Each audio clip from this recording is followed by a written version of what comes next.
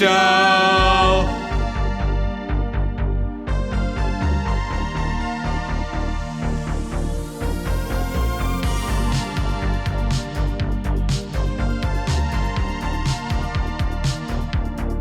Hello, I'm Dr. Efka, and I'm prescribing these games with more eyeballs. And I know what you're thinking. Solo games?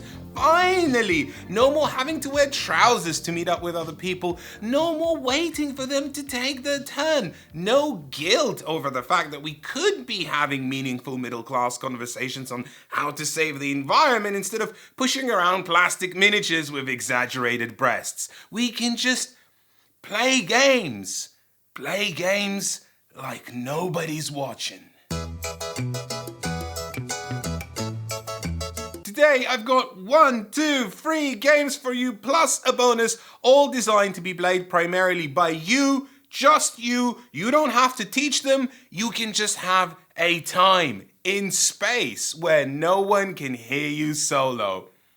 Not in that way, we're not making that joke in this video. That joke, erase it from your brain, okay? Alright, got it out of your system, let's get on with the first game. Pew pew! It worked? Look at this, it's a wallet, it flaps, it holds cards inside, specifically 18 cards because Spaceship comes from publisher Bottenshy Games, who only publish 18 card games that fit into a wallet. And before we start, I just want everyone to know I'm not addicted, okay? I can manage this. I got myself this Bottenshy branded knapsack that holds all of my wallet games, and as you can see, it is now completely full, so there's no way I am buying any more. So just wanted to tell you that before I convince you to buy just 2 of them, okay? It's just 2. In Spaceship, you play a space entrepreneur who's got a spaceship and they ship goods in that ship, hence the title. The gist is that each turn you will visit a different planet, which has a market that buys and sells 4 different types of goods: rocks, bagels, whiskey, and something that looks entirely safe. Some planets sell whiskey for cheap and buy bagels for a lot of dough. Others sell bagels cheap and buy whiskey like it's hogmanay. So buy goods cheap, sell them for profit, win. Here's the twist. Spaceship achieves a lot with just 18 cards. It's kind of like the TARDIS, bigger on the inside. That's because secretly, it's actually 1, 2, 3, 4, 5, 6, 7. Hey Siri, what's 18 times 5?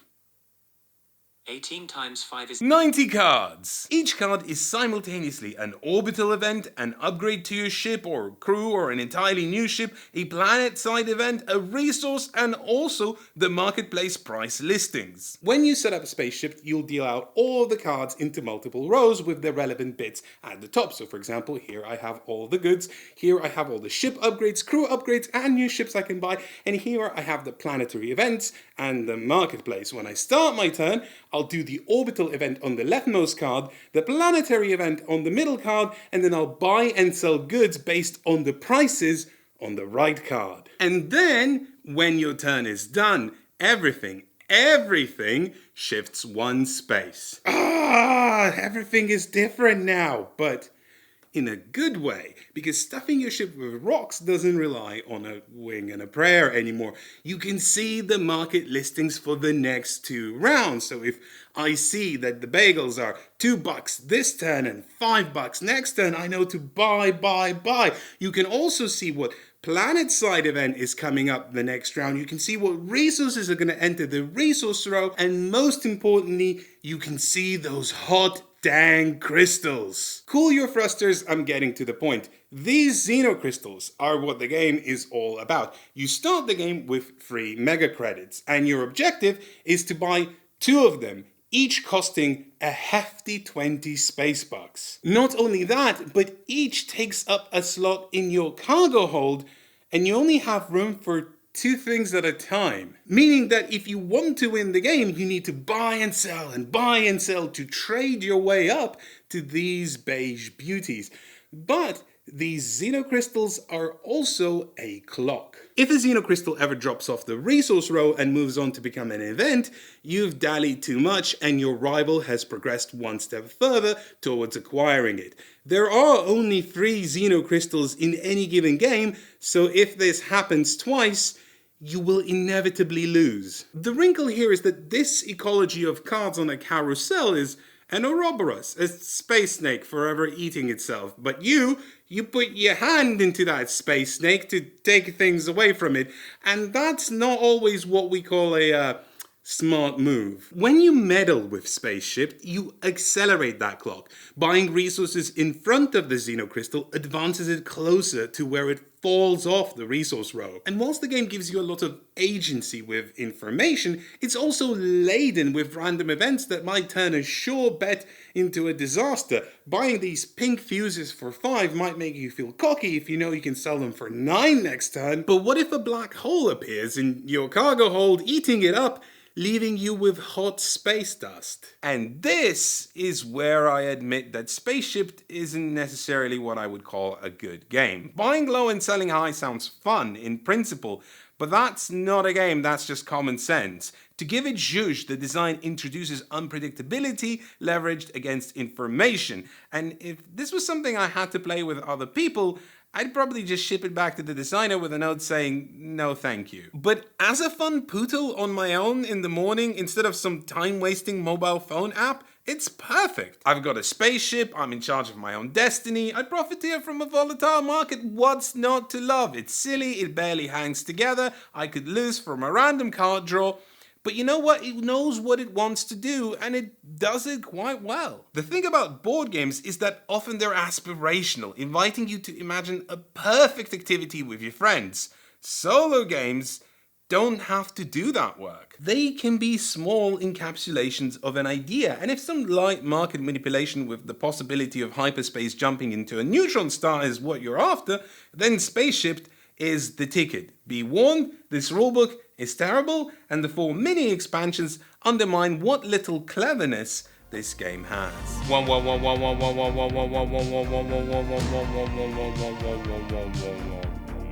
What's this? Another wallet game? I promise you this isn't a video that just does the entire Button Shy catalog. And once again, I don't have a problem, okay? I just wanted to highlight another space solo game from this company because it's a total 180. Whereas Spaceship is fun but stupid and perfect for when your brain's just switching on, Rove is the game about the adventures of a Mars robot, and it will make your head sweat like you've just landed on Venus. So, you've just been launched into a barren, rocky, lifeless planet, and you're also a robot. We've all been there. What's next? You'll have to complete 7 tasks to fulfill your destiny. Each mission card will ask you to perform certain tasks like dig a hole or jump over a chasm. To do that, you'll need code, meaning you'll move your 6 modules into the correct positions as depicted on the mission card. Thus, you are efficiently programming yourself to overcome unexpected obstacles. That is a lot of theme for 18 cards. Better yet, as you complete missions, they overlay each other to form a sort of visual story of your adventure. That's very cute. The transmission mission, for example, wants me to form a sort of a letter G out of all of my modules, with this purple one being right here in the corner. And what's the big deal, you might ask? They're just cards, move them however you like. Right? I don't know how much you know about Mars, but here's just a few basic facts. Last time I checked, no petrol station on the red planet, and robots eat petrol, so immediately a problem. At the beginning of the game, you're dealt 5 movement cards. Each has a value of movement points. Play a card, and you can move modules that many times. Each module moves in different ways. For example, this one pushes everyone with it as it moves. This one can move in any direction, but has to hopscotch over other modules. Finally, no matter where what moves, they all have to remain at least diagonally adjacent to each other. Otherwise, you turn your one working robot into 2 slightly less working ones. The key here is being efficient and figuring out creative ways to move blocks around, because each mission is a puzzle. Get things to where they need to be in as few moves as possible, because here's the real trick. When you play a card, you don't just draw a new one. You only get a new movement card when you complete a mission. And that's the puzzle. The only way you blast through 7 missions with 5 cards is if you use them in a way where each card spent completes a mission, or 2 cards at most. And when a card only gives you like 2 movement points and you need to turn this into this, now that is a real head scratcher. Which is where you might ask, but hey, what's up with that bigger number at the bottom of the card and how can I have it? Also, what's up with all of these patterns? Well, the trick is that if you have to play a card and your current configuration matches the pattern on one of your cards, you get the bigger number instead of the smaller one. And the final quirk is that if you complete a mission, you also end your turn. So, most of the time, that is when you would play a new card, meaning that if you want to get more movement points, you not only have to make this pattern, but also make one of these patterns slotted inside of this somehow. If your head just blew up, listen, I get it. But think about it, these things on Mars, they're probably powered by an Amstrad or something. If they can do it, so can you. In fact, your brain has more neurons than any computer out there, so chop to it. But Mom, I don't want to be a computer. It sounds like work. So I'm gonna play it straight with you. Rove is so cerebral, it might just be too much for some of you in terms of this isn't fun anymore. I didn't even mention that each module also has a once per game ability where you can swap 2 of them places or move a module any way you like.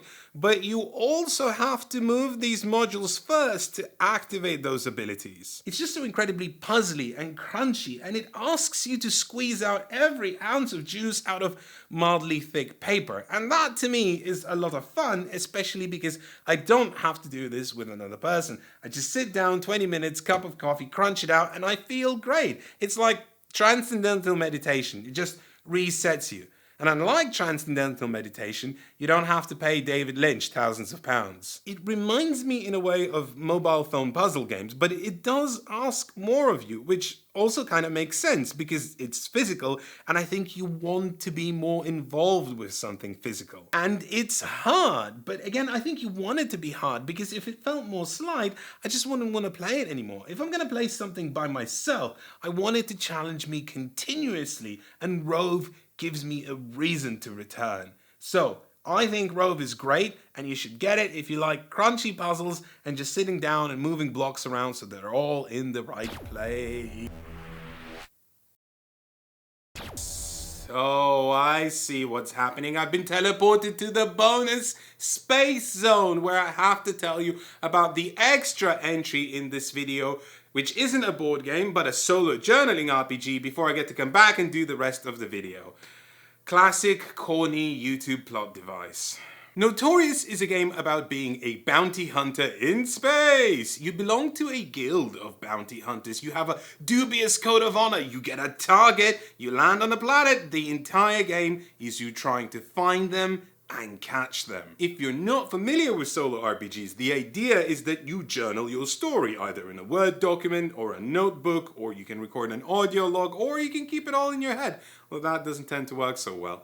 I'll be honest with you, I like journaling RPGs in theory, but in practice they end up being games that are just a little obtuse. For example, 1,000-year-old Vampire asks you to extract profundity whilst you contemplate the nature of mortality and the vastness of history and relentlessness of time whilst you're wearing housepants and you're covered in Cheeto dust. And hey, I love a bit of that sometimes, but Notorious is just like, come on, let's be a bounty hunter in space. I rely on familiar pop culture tropes that feel accessible because pop culture is pervasive and space bounty hunters is what's on TV right now, like The Mandalorian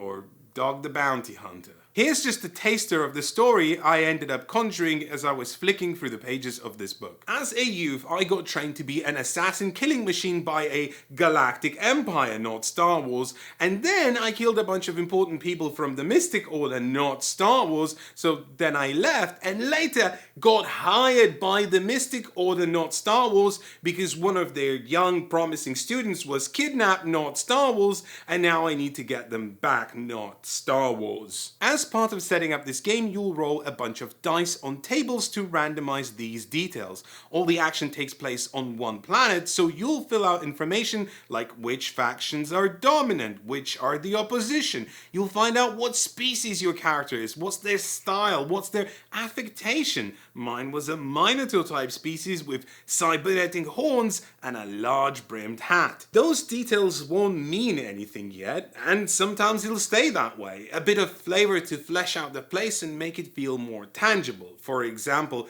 the fact that I was trained by the Galactic Empire didn't bear any relation to my story right until the very end, where it became a cliffhanger for the next episode. Other times they'll stay undefined until it makes sense in the story to actually flesh them out. A prompt will ask you a question and you'll be like, aha, of course it makes sense that the gigantic, mysterious, inert machines dotted all over this planet were built by the progenitors of the Mystic Order, and this child I'm trying to rescue is the key to making them come alive again. I wanted to showcase Notorious because of just how easy it is to connect with it. Sometimes a scene is just you walking into town and you get surrounded by the local thugs and you go, pew pew, and they just back off, and that's it. That's the scene. It's simple, relatable, and the action moves on. It's also a game that doesn't immediately ask you to know what everything means. You just met a strange character, they gave you a gizmo, it upped your stats or gave you a special ability, and you honestly just have no idea why this happened or what bearing it has on anything. That's okay. You can just keep it in the back of your head and move on. It might come up later, or it might not. What facilitates that is the structuring of the rules. Each time you either explore the planet or arrive at a destination. Each is followed by a roll of a die and tells you where you are, what faction owns it. Maybe you're at a gladiatorial arena of the local smuggling cartel, or maybe you're in the mystic caves of the Mystic Order, and then you roll some dice, look up the results on the table, and then it just literally tells you what happens. The trick is that within the text on these tables, the events that happen are keyworded. For example, if you encounter a hostile, that's a keyword. And when you encounter a keyword, you then react. And how you can react is determined by what the keyword is. So if it's a hostile, I can fight them or threaten them. In essence, everything here is mechanical. In fact, Notorious offers a play mode that lets you just go through the mechanical motions of the game without doing any of the journaling. What it doesn't tell you is that your brain will make links anyway and let imagination fill in the gaps that don't quite make sense. A story will come together. Another thing that makes this a great gateway into the journaling RPG world is how nice the artwork in this book is, immediately evoking familiar characters. Oh yeah, a murder robot. I've seen one of those in The Mandalorian. I could be one of those, or a Birdman sniper. Also, this book is ring-bound, and I just have a lot of time for that. Except the physical copy is out of print now, but I'll leave a link in the description for where you can get the PDF, and I hear there is a Kickstarter coming for a second print run, and also an expansion. I got ported through the Oozeverse. Oh, now it's all over the cards. Well, I guess I at least don't have to make dinner tonight. Talking of dinner, some people say that board games are not food, but I say that One Deck Galaxy is a tasty morsel. Not just because it's the most fun you can have with what is technically 2 decks of cards and some dice and some tokens, but also because you can play a space radish. You heard me right, a space radish, which firmly solidifies One Deck Galaxy in the category stupid, but in a good way. And what I mean by that is that in this game you will take a bunch of dice and then roll them.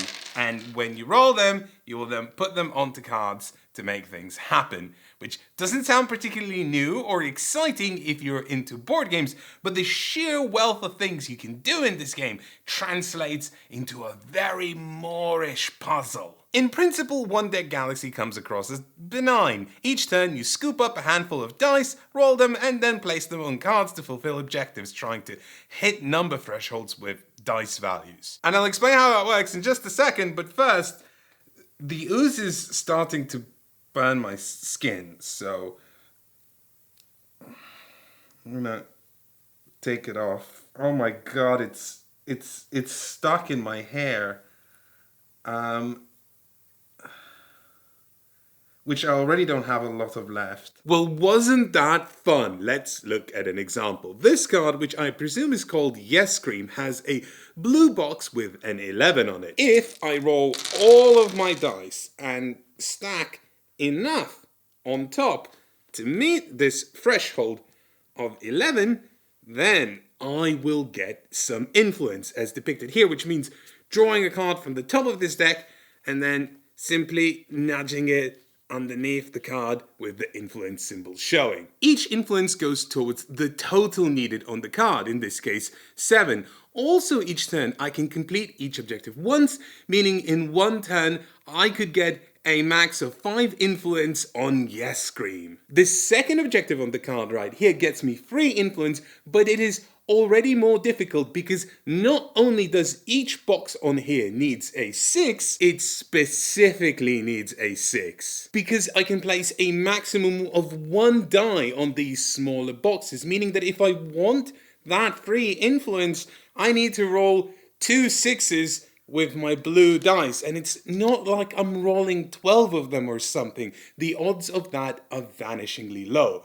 So, let's now talk about randomness. Long-time viewers might now say, Efka, don't you complain about dice like all of the time, you hypocrite? Yes, I'm a hypocrite. Game roll dice bad, not roll dice good. It really is that simple.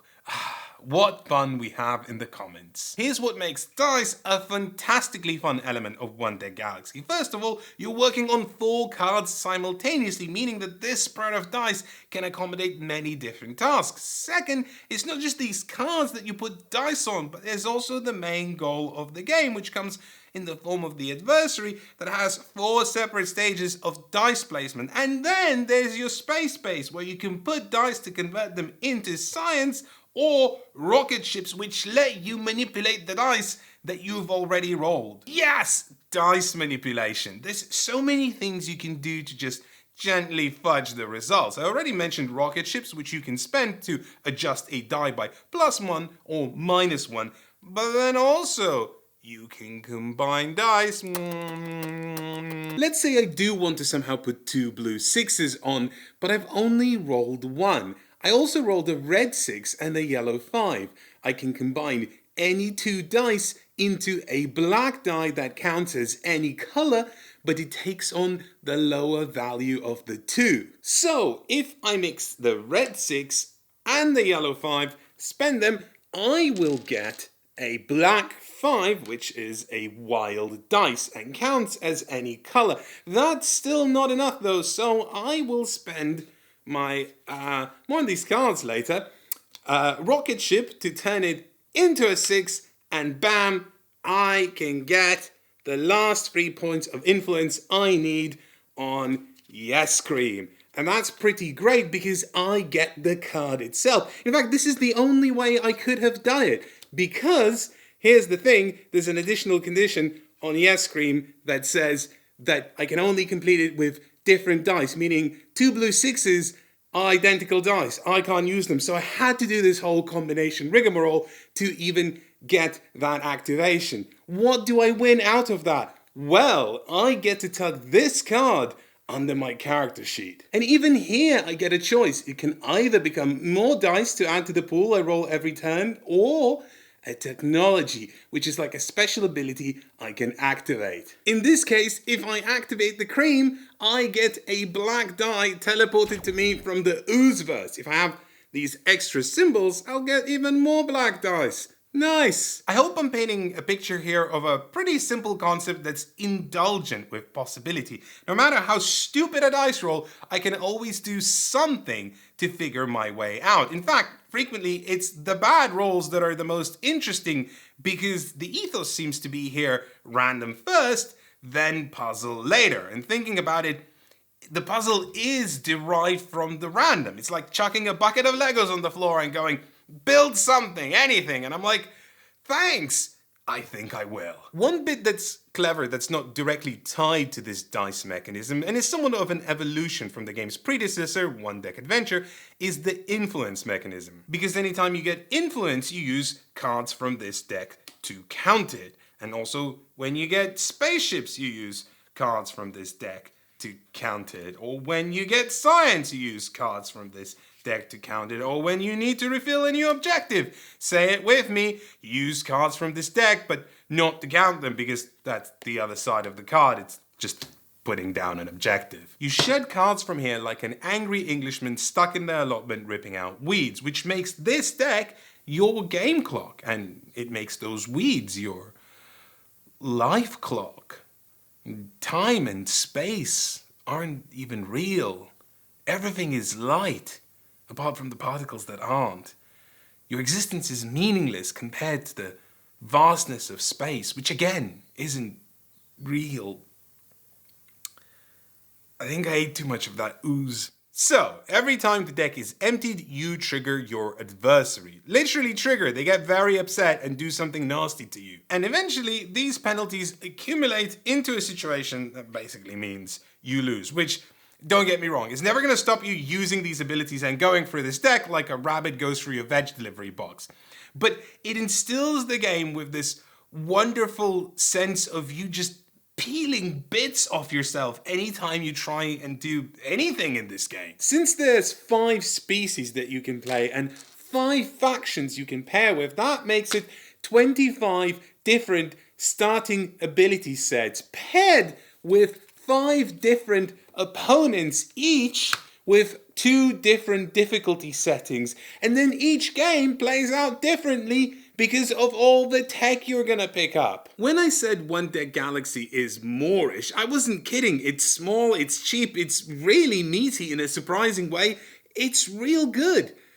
Couple of criticisms. The rulebook is capital B bad. I mean, literally every game featured in this video has a bad rulebook, even the role-playing one, but somehow this one is the worst. Basically, it's not enough to learn the game from. There is a recording of a live stream where the designer/publisher Chris Cheslick teaches the game, but that's also not enough to learn the game from. You have to do both, watch the video and read the rulebook. I backed this game on Kickstarter and got the schmancy version with the plastic cards and special tokens.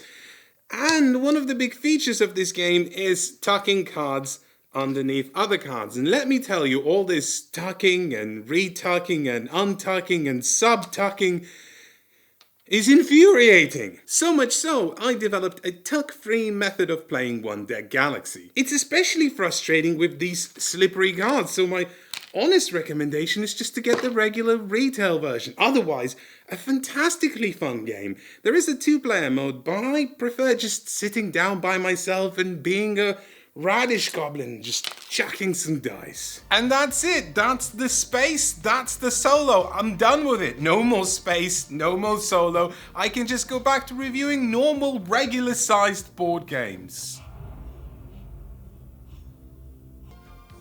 It's fine. Don't worry about it. That was nothing. It was nothing. It's not at all an intimidating game that I'm really stressed out about reviewing. It's okay. If you want to find out what that was, just hit the subscribe button.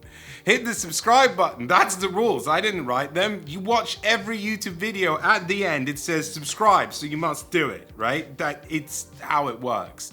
And also, once you watched enough and started to like us, because that's how liking things works, you will go to our patreon.com/nopuниncluded and give us money. And then that money we can use to buy food, and then when we have food, we can review more board games. And thus the cycle continues ever endlessly on. It's alright. See you later.